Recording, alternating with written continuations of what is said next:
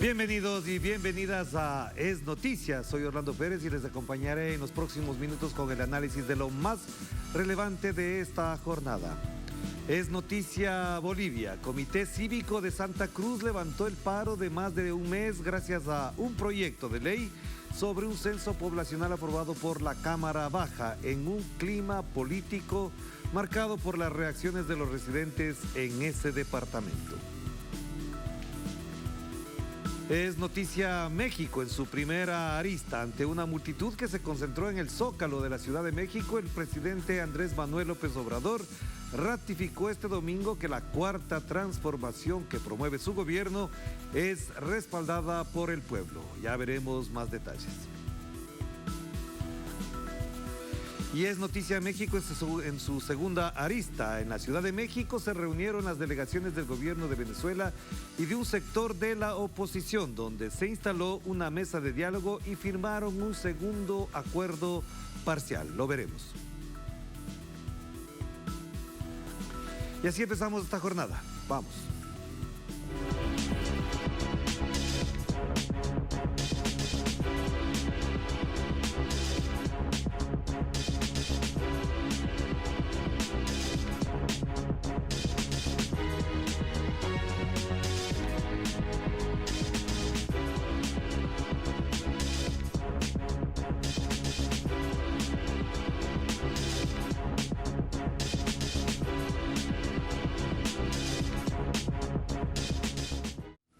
Es Noticia Bolivia. Luego de 36 días de protestas que dejaron cifras que lamentar, la oposición y el Comité Cívico levantaron el paro en Santa Cruz. Luego de 36 días de huelga, el Comité Cívico de Santa Cruz informó que levantan el paro en respuesta a la aprobación en la Cámara de Diputados del proyecto de ley de aplicación de los resultados del Censo de Población y Vivienda, que se acordó celebrar el 23 de marzo de 2024. A partir de este momento, hacemos un cuarto intermedio. Levantamos el paro y bloqueos, sin suspender nuestra lucha. Los derechistas asumen como una victoria el acuerdo alcanzado y la suspensión del paro, que dejó una cifra de 4 fallecidos. Ahora, algunos a los que convencieron con su discurso no están complacidos con la medida. Esto para nosotros es un golpe bajo porque nos da por la espalda todo el trabajo que hemos realizado durante 36 días, a sol, lluvia, mal clima. Para otros, el freno de las manifestaciones que se tornaron violentas era una acción urgente. Por todos lados se ve la gente sufriendo, mendigando libertad, mendigando el derecho a la libre transitabilidad. El portavoz presidencial, Jorge Richter, había instado a los integrantes del comité a que no usaran la violencia y que levantaran voluntariamente el paro.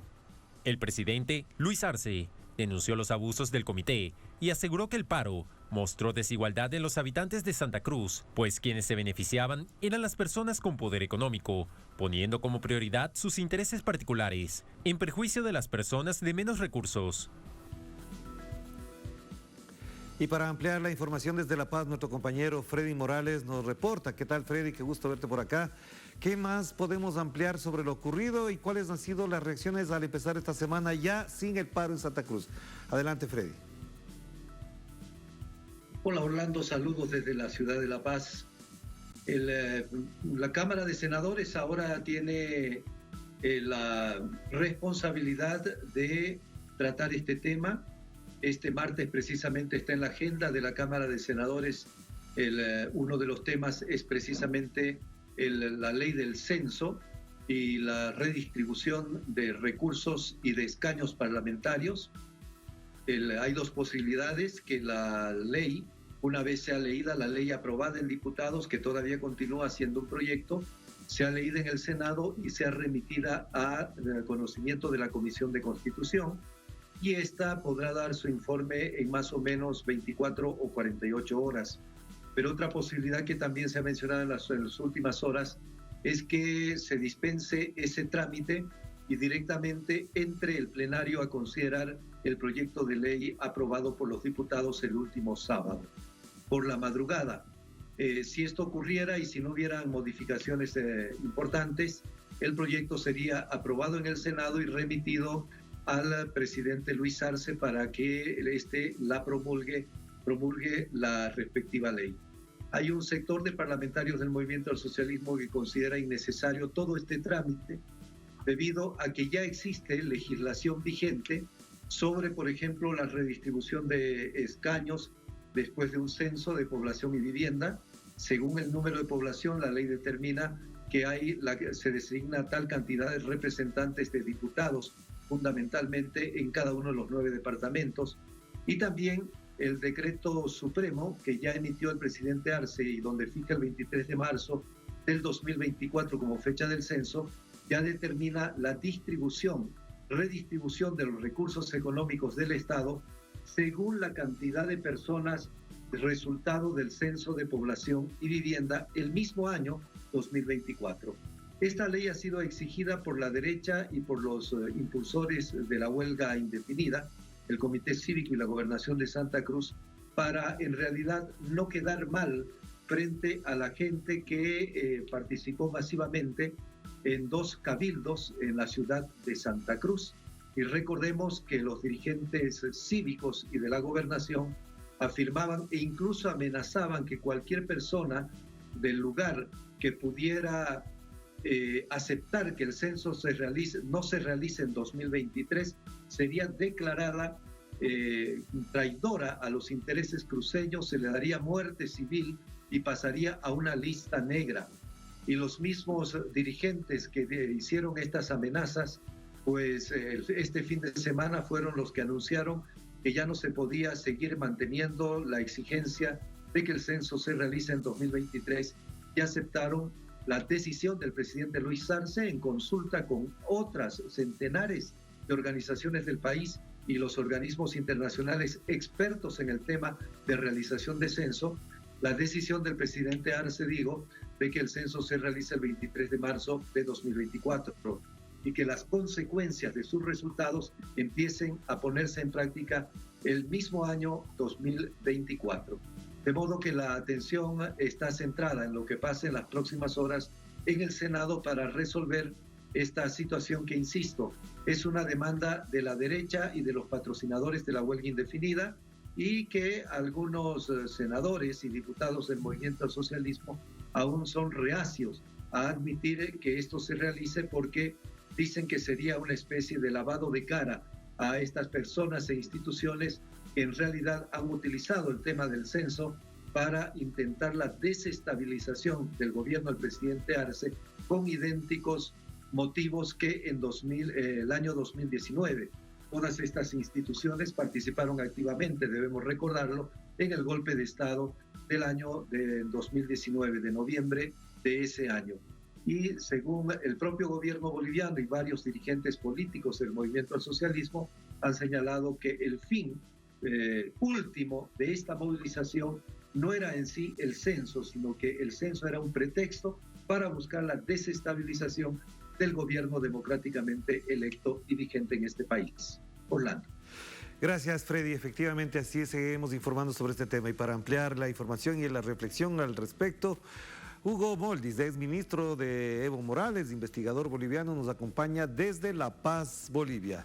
Hugo, qué gusto verlo por acá de nuevo. ¿Cómo está usted? Y de entrada le preguntaría, ¿cuál es la lección política que deja este acontecimiento de 36 días, 4 muertos y todo lo que implica incluso en el plano internacional un hecho de esta naturaleza que, como decía Freddy, lo que en realidad buscaban es la desestabilización del gobierno? La lección es, ¿no pudo la derecha esta vez?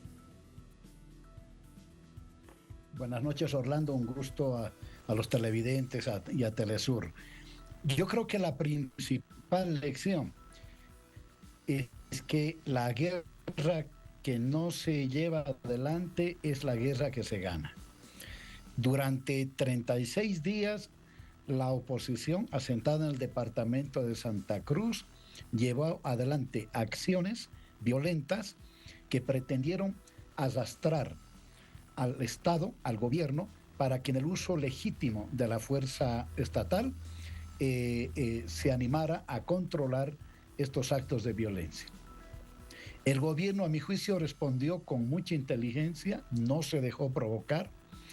Sabía el gobierno que detrás de esta estrategia no era censo 2023, las cosas cayeron por su propio peso.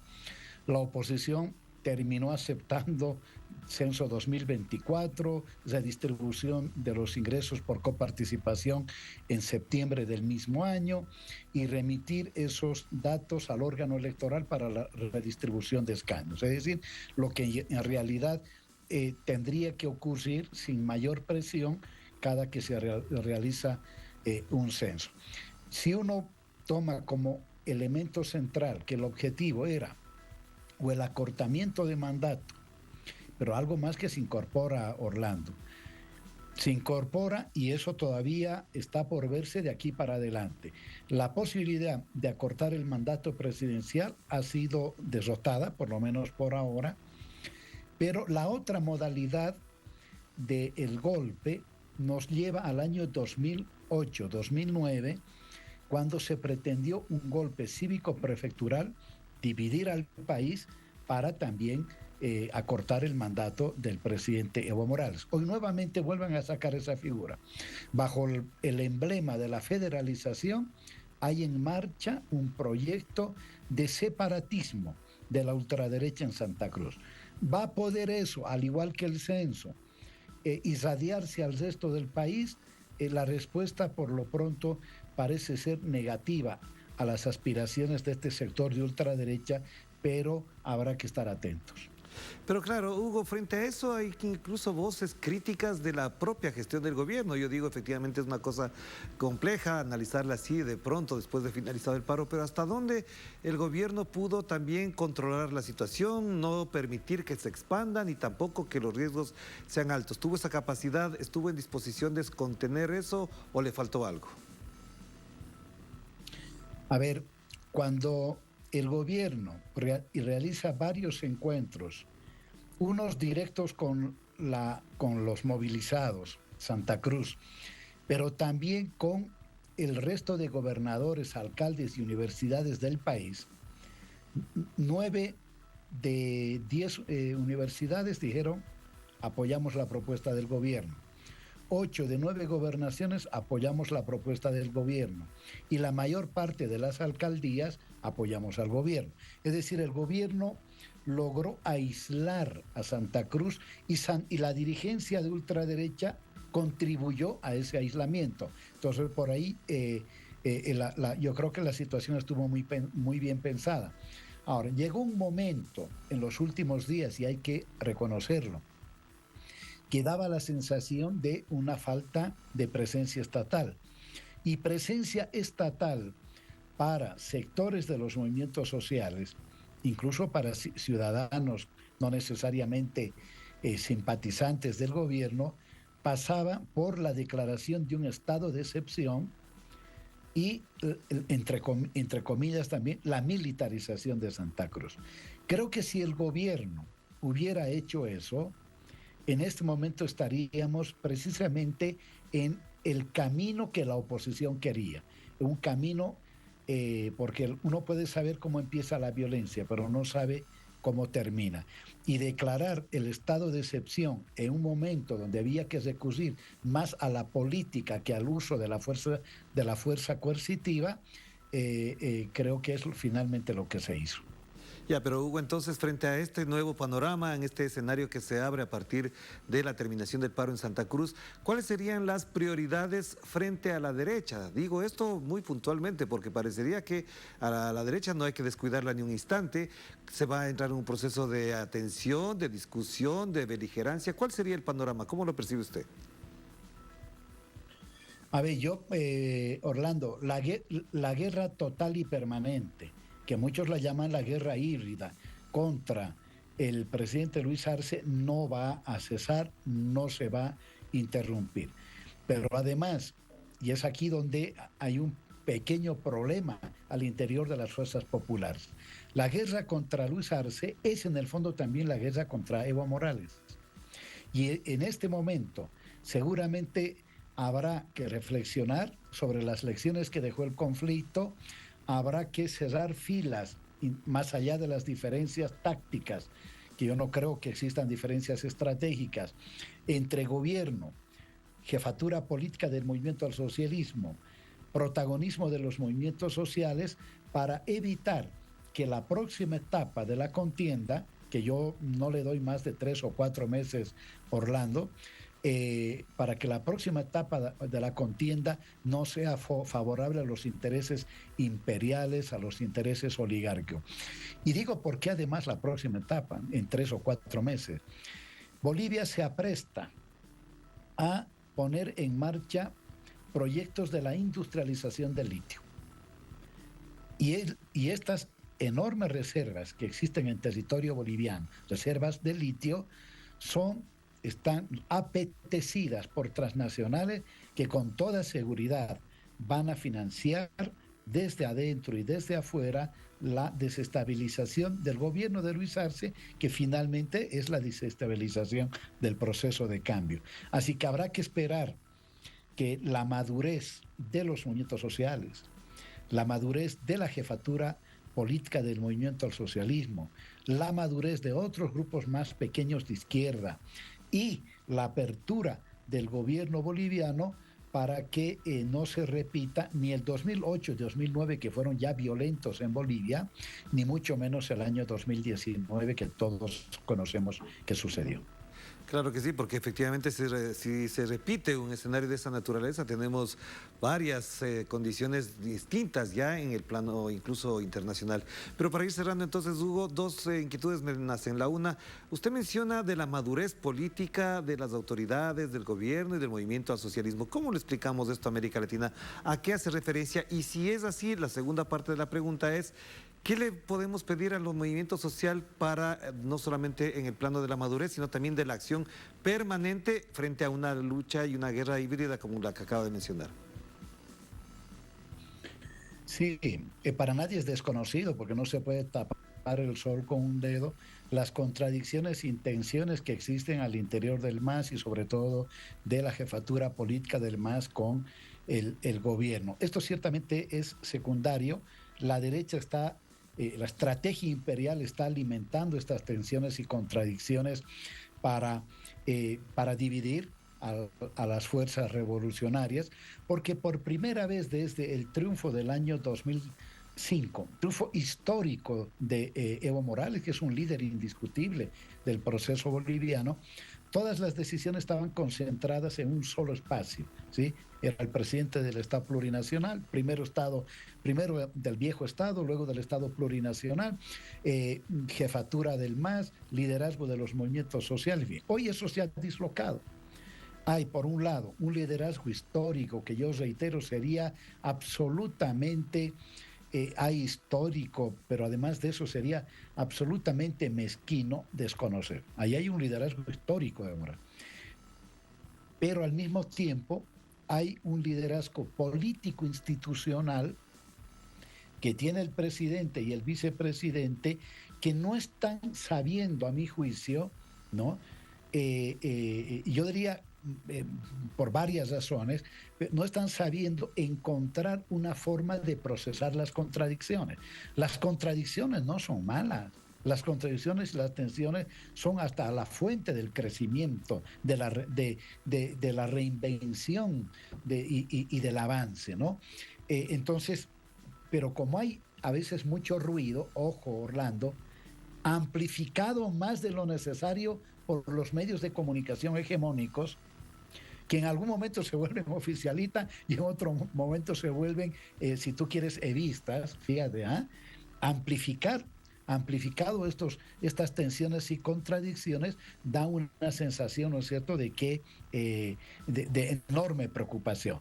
Pero creo yo, estoy absolutamente convencido de la madurez del expresidente Evo Morales, de la madurez del presidente Luis Arce, de la madurez del vicepresidente David Choquehuanca, y de los movimientos sociales que han enfrentado una resistencia al neoliberalismo de más de 2 décadas, que han derrotado un golpe de Estado. Esa madurez llevará a encontrar un camino por el cual se privilegie las coincidencias por encima de las diferencias. Claro, entonces la última pregunta que es muy importante a partir de que menciona esto, Hugo, ¿la derecha cómo queda? Porque usted habla de las posibles divergencias, contradicciones que pueden haber en el bloque de poder actual, pero la derecha nunca parece desunida, parecería que siempre está consolidada, que tiene una homogeneización latente, permanente. Yo pensaría que no, por algunas declaraciones que he visto y algunos editoriales también que he percibido en los medios de comunicación, no precisamente gobiernistas ni oficialistas. Hay esa división. ¿Cómo queda el señor Fernando Camacho, golpista, procesado, gobernador de Santa Cruz? ¿En qué condición queda él? ¿Pierde puntos o al contrario ha ganado un espacio de poder dentro de la derecha? No, la derecha ya estaba dividida, la derecha fue derrotada electoral y políticamente en las elecciones, fue derrotada en su primera ofensiva en noviembre del año pasado, también en noviembre, cuando utilizó como pretexto una oposición a la ley de legitimación de ganancias ilícitas.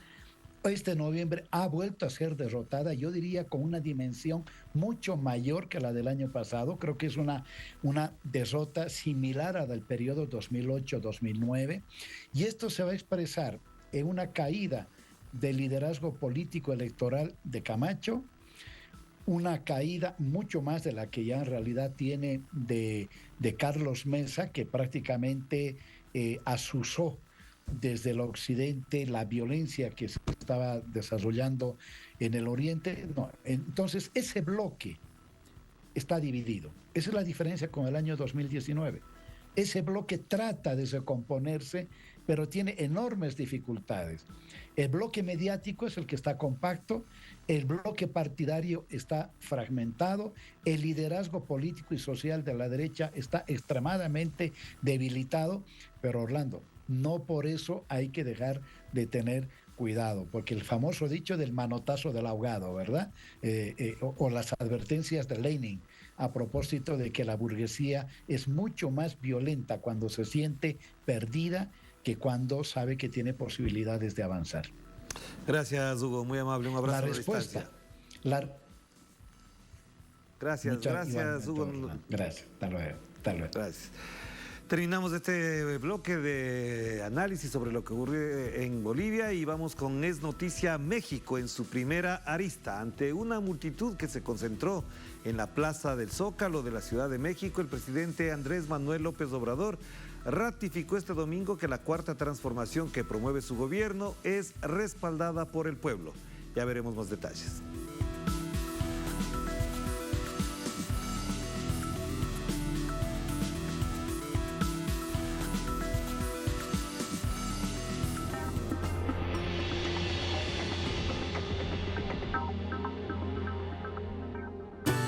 Desde siempre hemos estado contigo. Nos ha inspirado mantenerte cerca. Nos encanta ver todo lo que logramos juntos cada vez que nos conectamos. Nos abrazamos. Nos reímos. Cada vez que nos apoyamos. Que soñamos. Y lo que hacemos posible juntos es solo el principio. Conectamos tu vida.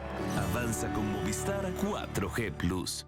Compartimos su sentir, exaltamos sus logros y mostramos su realidad. Nuestro enfoque es global y nos mantiene en sintonía con los pueblos. Los países caribeños también reciben nuestra señal. Con entusiasmo seguiremos transmitiendo para ellos, porque somos Telesur, la señal informativa de América Latina y el Caribe. Un país con corazón acompaña a sus familias. En un país con corazón, los mayores están protegidos. Un país con corazón iguala los derechos de sus madres y las oportunidades de sus hijos y de sus hijas. Un país con corazón los ayuda a progresar. Somos un país con corazón. ANSES, en cada etapa de tu vida.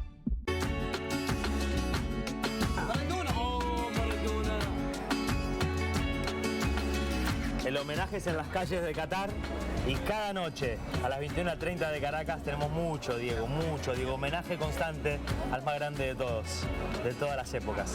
Zurda Infinita, nos vemos.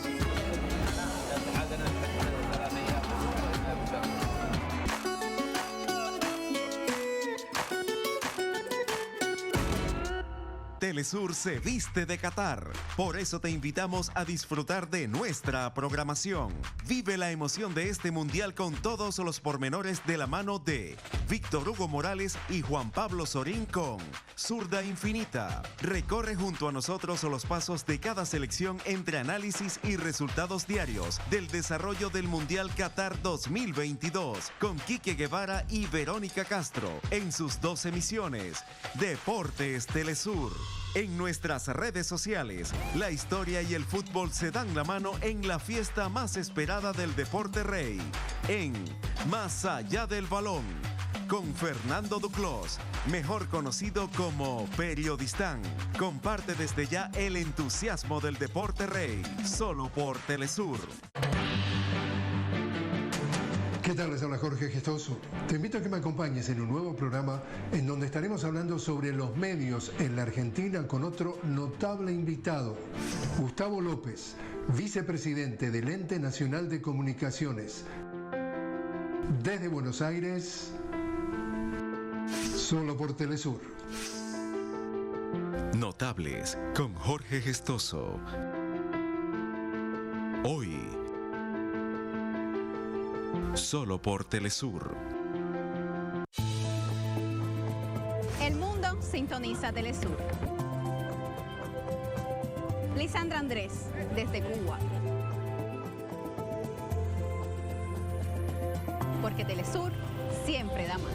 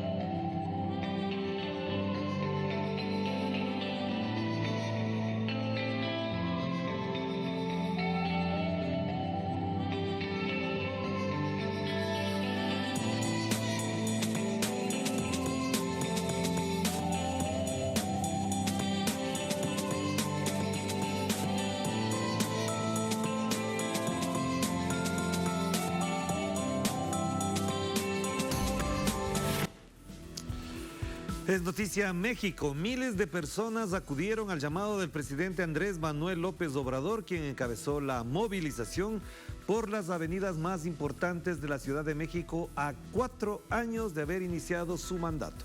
La cuarta transformación anunciada por AMLO recibió un contundente respaldo popular.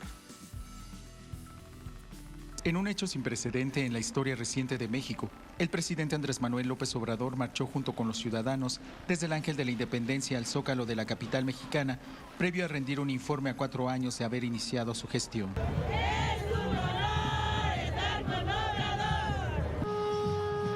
Fueron más de 5 horas lo que duró la movilización.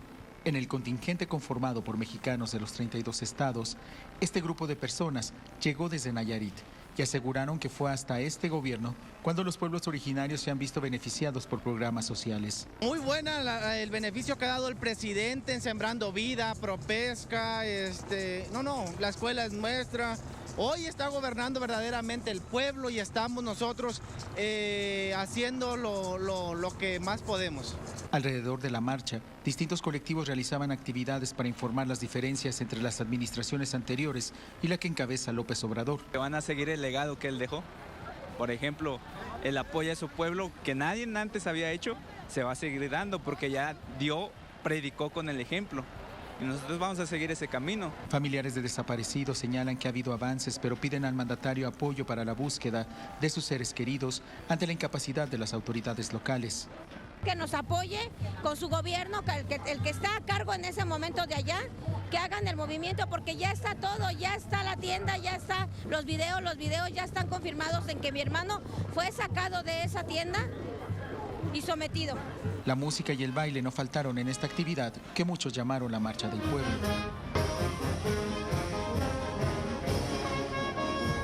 Pues estoy feliz porque ha habido muchos cambios y el peso está más fuerte que nunca.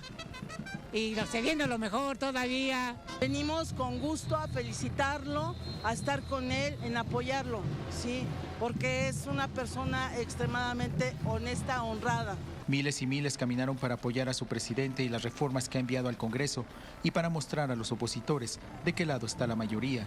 De hecho, unas 15,000 personas recorrieron hace un par de semanas estas mismas calles para rechazar la reforma electoral que de aprobarse sería histórica. Para profundizar en el análisis hemos invitado al doctor Alejandro Álvarez Béjar, doctor en Sociología y economista, profesor de la Facultad de Economía de la UNAM, de la Universidad Autónoma de México, en procesos de integración de América del Norte, México y Estados Unidos, por supuesto, y Canadá también.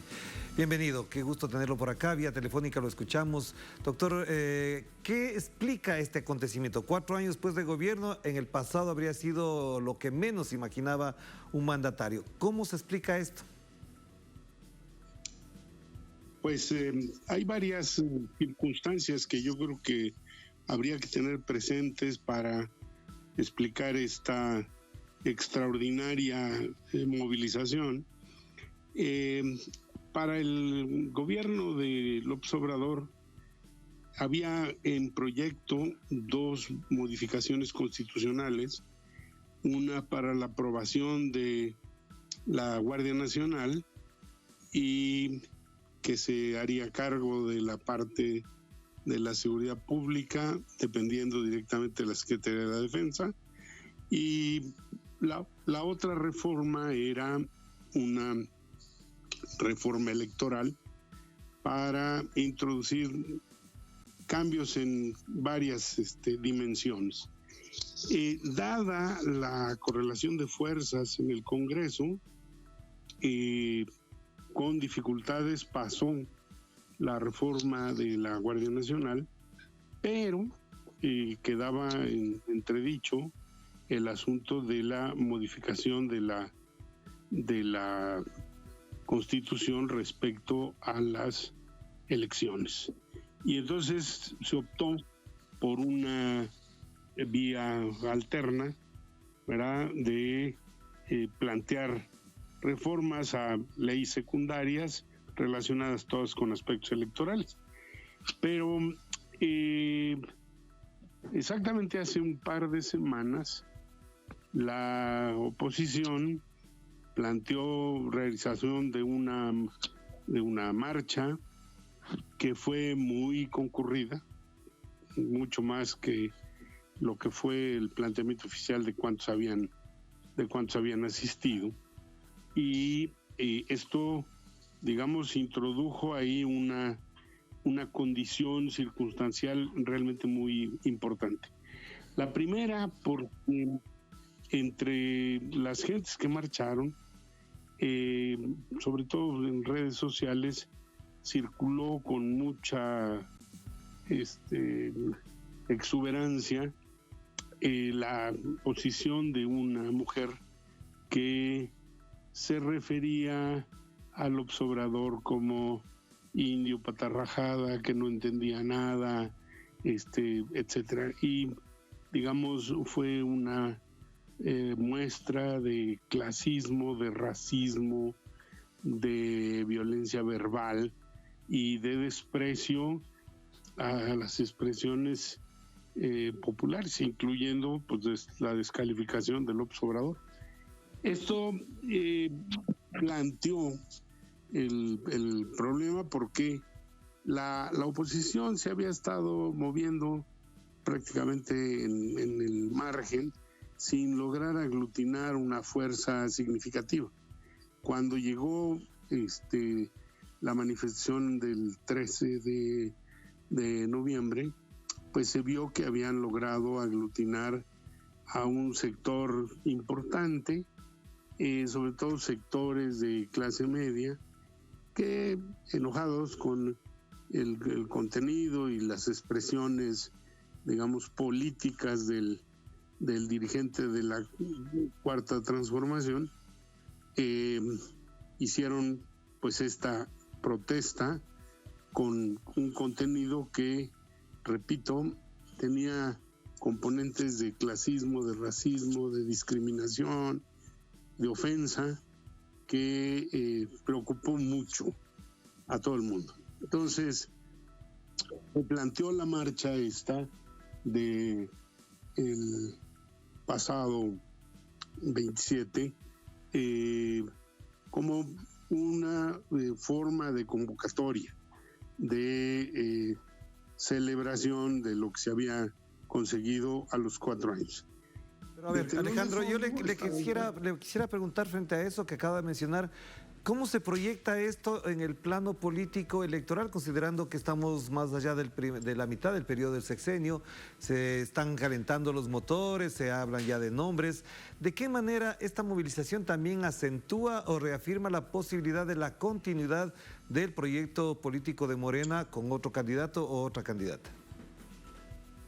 Bueno, yo creo que ese era justamente el problema en dos, digamos, planos.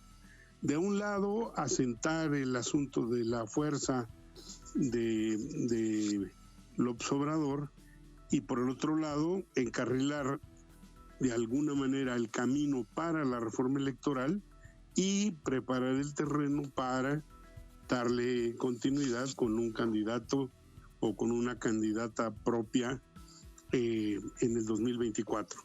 Este es, digamos, el telón de fondo. En realidad se planteó desde la oposición que esta de ayer sería una contramarcha, y al final resultó que no era una contramarcha, sino una marcha que traía su sentido propio y que ayuda en muchos sentidos a destrabar el ambiente político y a abrir la posibilidad de un cambio de la parte electoral, que se ha insistido en que es demasiado tardío, de que hay intentos de golpear a los opositores. La verdad es que el paquete en el original incluía como 6 o 7 puntos de reforma que comienzan por hablar de la necesidad de hacer elecciones más baratas, porque son elecciones caras y a cierto punto deficientes, y sin embargo, pues alterar ahí algunos de los criterios de la lucha electoral. Por eso, pues de alguna manera es una manifestación que afianza la fortaleza de la 4T y permite pues caminar en este último tramo en el aspecto fundamental que era lo de reformar las leyes electorales, abrir un espacio para discutir el camino por el que se van a conseguir estos cambios, y yo pienso que sí tendrá como resultado allanar el camino para los sucesores o la sucesora de López Obrador. Así que ha sido una marcha muy importante.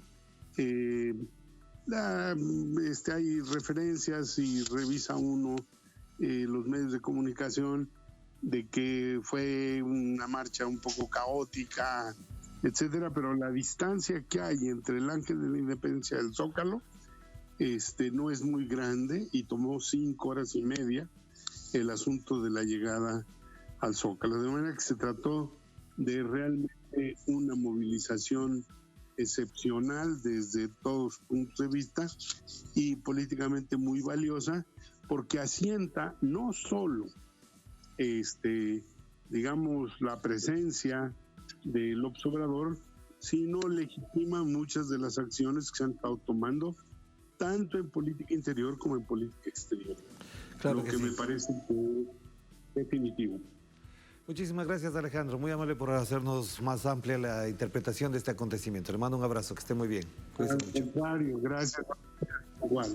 Gracias, Alejandro Álvarez Béjar.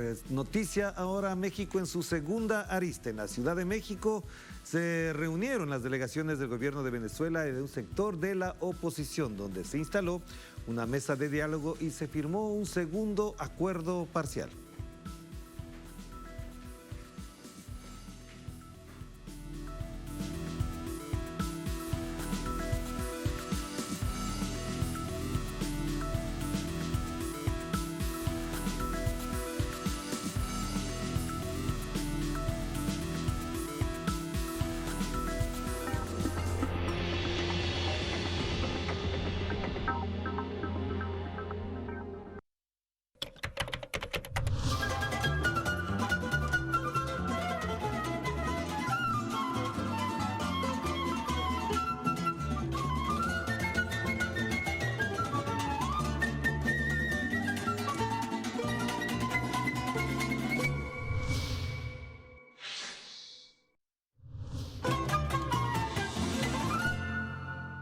Disfruta desde cada rincón de América Latina y también en Europa ahora nuestra señal HD tanto en inglés como en español. Órale, gracias a los satélites IS-34 e IS-14 podrás ver nuestro contenido cultural en mejor calidad de imagen. ¿Qué esperas? No te quedes fuera y contacta a tu operadora de cable para seguir disfrutando con nosotros, porque Telesur siempre da más.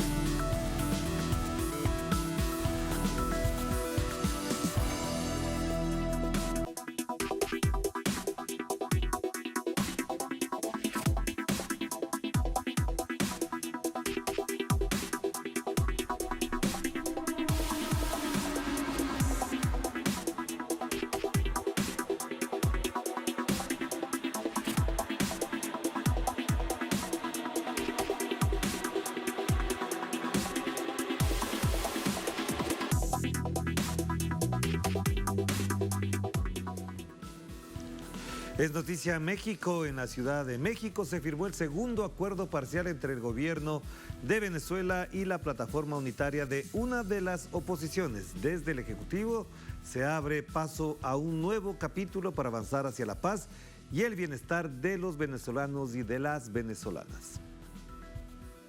El presidente de Venezuela, Nicolás Maduro, manifestó que la firma de este nuevo acuerdo abre paso a un nuevo capítulo para el país, en función de seguir avanzando hacia la paz y el bienestar de todos los venezolanos. Desde México, el jefe de la delegación por el gobierno, Jorge Rodríguez, reiteró que la prioridad es atender las necesidades del pueblo afectado por el ilegal bloqueo de sus activos. Un acuerdo social para atender directamente a nuestro pueblo. En los primeros momentos en que se dieron los primeros encuentros entre los sectores de esta parte de la oposición venezolana y el gobierno bolivariano, nuestra posición fue insistir en que lo primero de lo que teníamos que hablar era de la atención de la gente, de las necesidades perentorias de la gente, y que esa atención a la gente, a sus necesidades, a sus expectativas, tenía que ser financiado por dineros que están bloqueados ilegalmente, así dice expresamente el acuerdo, fondos bloqueados de la República Bolivariana de Venezuela, ilegalmente bloqueados. El canciller del país anfitrión, Marcelo Ebrard, ve estas conversaciones como una buena noticia para América Latina y ejemplo de solucionar las controversias a través del diálogo y la mediación. Es una esperanza para toda América Latina, que son buenas noticias cuando hay diálogo, hay mediación. Es el triunfo de la política, es la solución de controversias. nuestra posición sobre este particular. Como ustedes saben, desde hace ya varios años, el presidente López Obrador decía: procuremos la mediación, el entendimiento, la comunicación. Ese es el rol de México y les recibimos con los brazos abiertos. Muchas gracias a todas y a todos y les deseamos lo mejor. Por su parte, la canciller del Reino de Noruega, Anniken Huitfeldt, felicitó a las partes por haber vuelto a las mesas de negociación en México y haber llegado a un acuerdo para mejorar las condiciones de vida de los venezolanos. Destacó que el avance continuo en las negociaciones es clave para lograr resultados inclusivos y duraderos para el pueblo venezolano.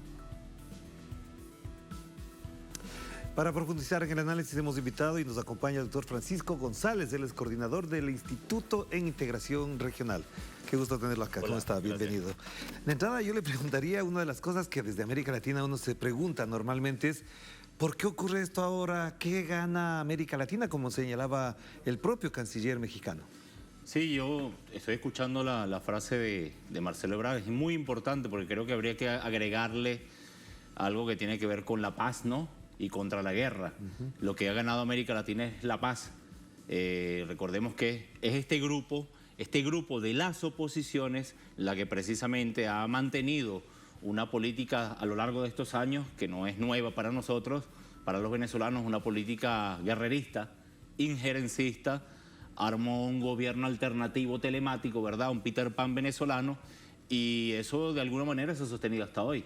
Es decir, no se trata solamente de los recursos que nos han confiscado, los recursos que nos han saqueado, sino que también han tocado la dignidad del pueblo venezolano y también han tratado de desmantelar nuestra política exterior. Esto es muy importante, ¿no? Con esta supuesta alternabilidad de poderes, los gobiernos de ultraderecha o gobiernos neoliberales en la región se agarraron de esa lógica para destruir y desmantelar el Estado-nación llamado República Bolivariana de Venezuela. Pero y además, este grupo ocupó eso. Pero además, Francisco, una cosa que es muy importante es en Chile, en Ecuador, en Colombia, en Perú, en Bolivia, incluso los procesos electorales estaban marcados por un relato de la venezolanización de la campaña electoral de los sectores de la derecha. Con esto se los derrumba completamente. Sí, claro, porque es una lógica que yo creo que desde el año 98, 99... cuando se da el proceso de la llegada del gobierno del comandante Chávez al poder en Venezuela, comienza esto que llaman la oleada, ¿no? La oleada de gobiernos progresistas, nacional populares o de izquierda en la región. Linera lo decía, ¿no? Claro. Lo dice. Y eso, digamos que tuvo un cenit como proceso, ¿no? No queremos decir esto el fin de los ciclos progresistas, nunca estuvimos de acuerdo con esa idea, pero sí como proceso tiene un cenit y quizás comienza un periodo distinto al llegar Macri. Macri comienza con esa lógica. Ve que en esa época tuvimos la oportunidad de estar en un evento en Argentina en ese momento y justamente ellos utilizaban a Venezuela para tapar por un lado las políticas progresistas del kirchnerismo a lo largo de esas décadas, ¿no?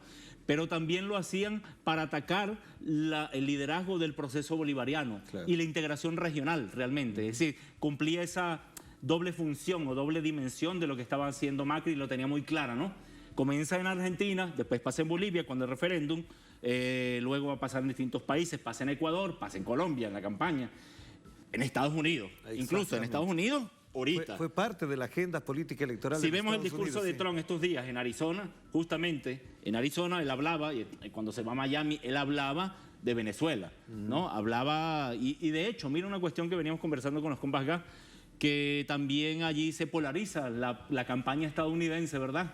Poniendo el tema Venezuela. Te venden la campaña, ponen todo el tema de los migrantes, el problema con México, ¿no? Los migrantes, donde supuestamente todos son venezolanos, cosa que no es cierta. Eso no es cierto. La mayoría son de Centroamérica. Hay de montones de países, pero la bandera todos son venezolanos, ¿no? Esa es la propaganda. Y resulta que, bueno, cuando había que ver los números que se iba a dar en la elección medio término, como a Biden le fue relativamente bien, ¿no? Y Trump no tuvo el aluvión que ellos pensaban que iban a tener los republicanos radicales, los extremistas, los neonazis que están en el Congreso. Y el trumpismo. Como no le fue tan bien a ellos, entonces dilatan, relajan un poco el tema de la campaña y ahora viste que hasta un juez salió y entonces van a desmontar esa política de Pero Francisco, ¿no? Es cierto todo esto, pero también habría que ver del otro lado algo que es clave. ¿Cómo lo pudo hacer Venezuela? ¿Hasta dónde Nicolás Maduro, que confesó el otro día, a propósito de lo que estábamos haciendo en el programa, que él constantemente, permanentemente ha hablado con las oposiciones? ¿Para qué lo hace? Si son golpistas, si son desestabilizadores, ¿por qué? Mira, es un tema de las democracias. la democracia. Y no es un problema de que esta oposición radical, que es la plataforma unitaria, ellos se autoexcluyeron. Es decir, porque la otra oposición que sí participó, y esto tiene un punto importante en el histórico reciente, que es el hecho de la constituyente. El 30 de julio del 2017 comienza el proceso en el cual se le llama dictadura al gobierno del presidente Maduro, precisamente por el proceso constituyente. Recordemos que veníamos de guarimbas, de procesos muy difíciles en el país, la guerra económica, y en ese momento hay una inflexión. Estados Unidos, con Trump a la cabeza, que ya había llegado al poder, los radicales, los extremistas, ultraderecha, ellos comienzan a generar esas matrices de opinión en los medios internacionales. Y eso ocurre a nivel mundial. Después viene, bueno, si arman el autoproclamado, toda esta cuestión, y le dan todo ese poder, ¿no?, a esa situación alternativa en la cual buscan desmantelar el gobierno, pero lo pensaban en poco tiempo, y este es el asunto de cuando comparamos esto con Libia, con Siria, con países donde han entrado en guerra. Se calculaban eso en pocos días. ¿Para qué? Para la salida del gobierno del presidente Maduro y tomar el poder alternativo. Pero todo eso pasó. La pregunta es, ¿cómo se llega a esto? ¿De qué manera el gobierno ha sido tan hábil, incluso intensivamente hábil a la hora de encontrar salidas a una situación que es muy dolorosa también? Sí, depende de varias cosas, ¿no? Yo creo que eso tiene que ver mucho con la conciencia latinoamericana de los procesos recientes de años donde ha habido etapas progresistas de integración, ¿no? O gobiernos de izquierda, indigenistas. Es decir, al llegar los gobiernos de derecha con el paquete neoliberal en la región, eso ya no engancha con la sociedad. Lo vemos en Bolivia, el golpe de Estado duró un año. Capaz que si hubiésemos estado en los años 70, los 80, hubiese durado 15 años una dictadura. En la actualidad no funciona así. Entonces, eso ayuda por un lado, el contexto internacional también, ¿no? El tema de la guerra. ¿Y a lo interno? En lo interno es la resistencia de nosotros, es decir, el pueblo venezolano, la unión cívico-militar. Acuérdate que en ese momento en que se dan esas presiones tremendas al pueblo venezolano, lo que buscaban era un golpe de Estado. Las presiones al ministro Padrino López, ¿no? A la Fuerza Armada, a los componentes militares. Es decir, Estados Unidos aupaba un golpe de Estado y también que haya rupturas en la dirección nacional del movimiento bolivariano, cosa que no ocurrió. Así es. Hubo algunas cuestiones, pero no fue así como los liderazgos, pues, que es lo que buscaban. Entonces, esa unificación del movimiento generó una resistencia que pudo aguantar, pues, todo el asedio, la intensa operación internacional contra el país. Si no hubiese sido así, bueno, mira cómo terminó Gaddafi, asesinado por paramilitares, o cómo hubiese sido en Yugoslavia, pues, en el 99. Pasó en Irak. Pasó en Irak. Incluso otra cosa, otro contexto internacional quizás a favor nuestro, que fue el hecho de cómo funciona la ONU actualmente. Si es la ONU 2011 o la ONU del 99, otro cuento también hubiese funcionado, porque las resoluciones que Estados Unidos mandaba casi que semanales para tratar de atacar a Venezuela no le funcionaban por el derecho a veto que quizás tenía China, que tenía Rusia también, ¿no?, en el Consejo de Seguridad. Si vamos en el tiempo hacia atrás, 99, 2011, lo de Libia, no funcionó. Invadieron y destruyeron los países. Y ahora, a propósito de esto, un elemento que seguramente estará en el imaginario de nuestra audiencia a la hora de conversar estos temas, ¿es posible eliminar las sanciones, las capturas, las incautaciones? ¿Hasta dónde hay, primero, voluntad y segundo, hay incluso hasta necesidad de que eso se haga para restablecer un cierto orden? Mira, es una gran pregunta porque es algo inédito. Es decir, por lo general, cuando llegamos a porque esto no ha pasado con Cuba, por ejemplo. Cuando llegamos a este punto, por lo general el país que entra en la lógica invasiva, injerencista, es destruido.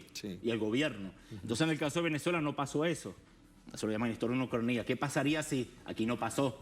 Entonces, como eso no pasó, ahora estamos en un punto donde Estados Unidos, Unión Europea, y ellos se encuentran en un punto como en una especie de hueco, de un vacío internacional. Un problema, una disyuntiva con el tema del derecho internacional, ¿no? En el cual se buscaba destruir al país y al gobierno Venezuela, que no ocurre. Entonces, para ellos también es inédito, quiero decir, ¿no? Entonces, cuando pasa esto, empieza el relajamiento de sanciones, ¿te das cuenta? Hay un ¿Pero será posible? ¿Va a ser posible eso? Es que no es que digamos que es posible, no, es que ya está ocurriendo. Incluso cuando se da la campaña electoral de Trump a Biden, a pesar de la toma del Capitolio el 5 de julio, nosotros detectamos en aquel momento, ¿no?, investigadores, qué sé yo, compañeros, ¿no?, que veníamos evaluando estas situaciones, que ya ellos, un sector de los demócratas del Congreso, en aquel momento, antes de llegar Trump, en la crisis de la toma del Parlamento, habían enviado una carta al sector de Gregory Meeks a Biden para relajar sanciones a Cuba y Venezuela. Primer aviso, ¿no? Es verdad, sí. Primer aviso. Cosa que, lo decían, no, están locos, ¿no? Pero es una señal. Era una señal. Y si bien reconocen al autoproclamado, el Peter Pan venezolano, pero después lo tienen, pero no lo tienen, ¿no? No lo invitaban a la Cumbre Américas, ¿te das cuenta?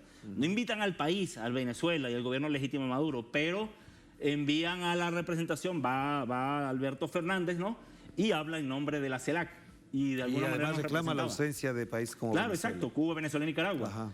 Y allí vimos, bueno, y qué casualidad que esos días también sea el tema del avión Intrasur, ¿no? Mira cómo es una política ambigua, es lo que queremos decir, ¿no? Son políticas ambiguas.